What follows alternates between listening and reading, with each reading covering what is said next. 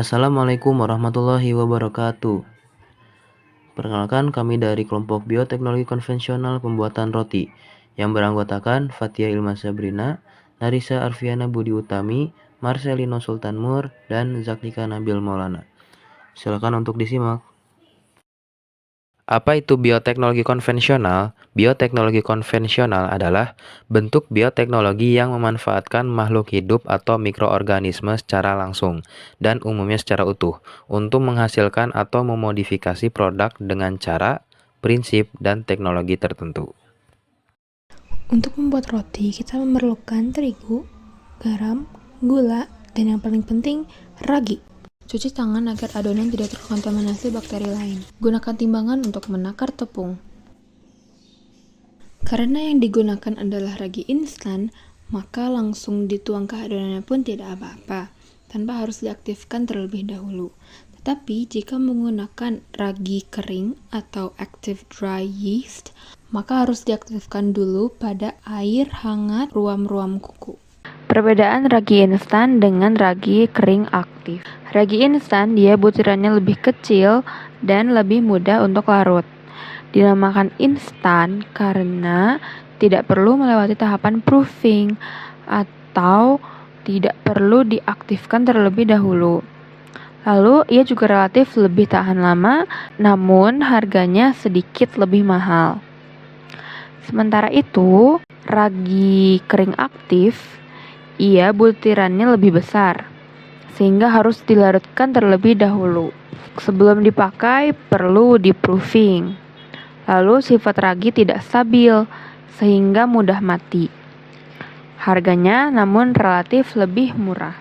Nah, cara kerja ragi kering aktif ini ialah setelah direhidrasi atau tadi dilarutkan dan di-proofing, ragi akan memakan pati atau gula dalam adonan, menghasilkan karbon dioksida dan alkohol yang memberikan produk yang dipanggang naik dan terasa lebih segar. Garam dan gula selain untuk rasa juga mempunyai peranan yang lain, yaitu garam. Pertama, ia memperkuat jaringan gluten. Gluten adalah protein yang ditemukan pada padi-padian dan serealia, gandum hitam, dan sejenisnya. Hasilnya, adonan menjadi lebih elastis dan kuat. Yang kedua, garam juga mengontrol aktivasi ragi, sehingga ragi bekerja dengan lebih stabil. Yang ketiga, garam membatasi ragi mengonsumsi sisa gula, sehingga meningkatkan warna kerak pada roti, sehingga roti menjadi lebih cantik. Kemudian, peran dari gula yaitu yang pertama, menghambat terjadinya pembentukan gluten, sehingga adonan menjadi lebih lunak. Yang kedua, kandungan higroskopis gula membuat roti lebih legit dan kenyal. Yang ketiga, gula mengatur fermentasi roti. Ia mempercepat proses fermentasi dengan menjadi sumber makanan bagi ragi.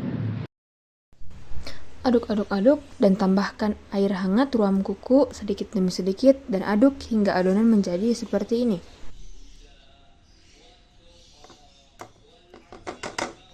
Lalu adonannya kita tutup menggunakan plastik wrap atau kain atau apapun boleh. Tujuannya adalah supaya bakteri raginya yaitu Saccharomyces cerevisiae dapat bekerja secara optimal. Karena seperti yang dikatakan sebelumnya, mereka adalah bakteri anaerob, yaitu bakteri yang tidak memerlukan udara atau oksigen untuk bekerja. Agen biologi yang ada di dalam ragi roti yaitu Saccharomyces cerevisiae, yaitu adalah agen biologi yang dapat mengubah gula menjadi gas karbon dioksida yang sangat dibutuhkan pada proses pengembangan adonan roti. Gula yang diubah dapat berasal dari tepung maupun gula yang sengaja ditambahkan di dalam adonan.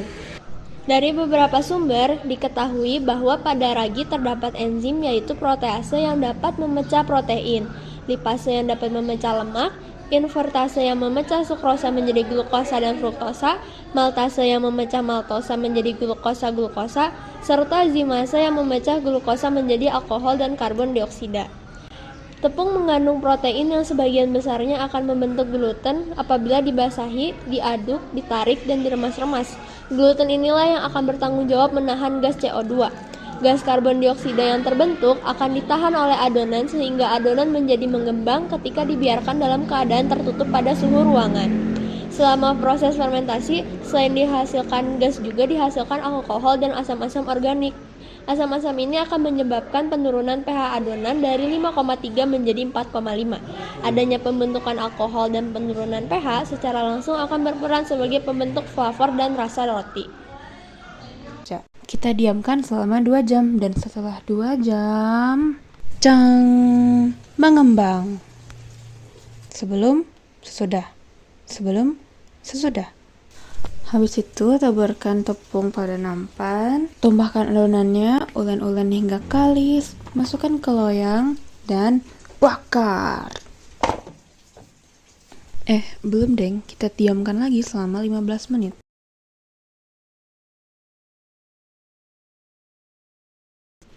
Sembari menunggu, kita preheat oven di suhu 200 derajat Celcius selama 10 menit.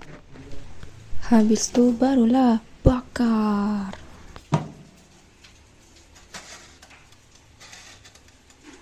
Bak 10 menit.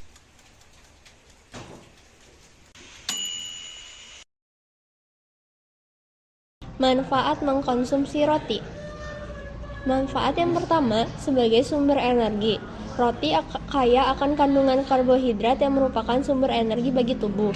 Yang kedua, mencegah penyakit jantung karena serat dalam roti dapat menurunkan kadar kolesterol jahat dan meningkatkan kadar kolesterol baik dalam tubuh. Yang ketiga, menurunkan berat badan. Beberapa jenis roti seperti roti gandum mengandung serat yang tinggi sehingga membuat Anda merasa kenyang lebih lama dan makan dengan porsi sedikit. Penyebab terjadinya kegagalan pada roti atau terjadinya buntat. Faktor pertama adalah suhu. Suhu sangat berpengaruh dalam keberhasilan berkembangnya roti. Jika tidak sesuai, roti akan membuntat. Yang kedua adalah ragi. Ragi memiliki masa aktif atau masa kadaluarsa. Jika ragi sudah tidak memiliki masa aktif, itu juga roti tidak dapat berkembang dengan baik. Yang ketiga, tepung rendah protein yang menyebabkan sulitnya berkembang adonan roti.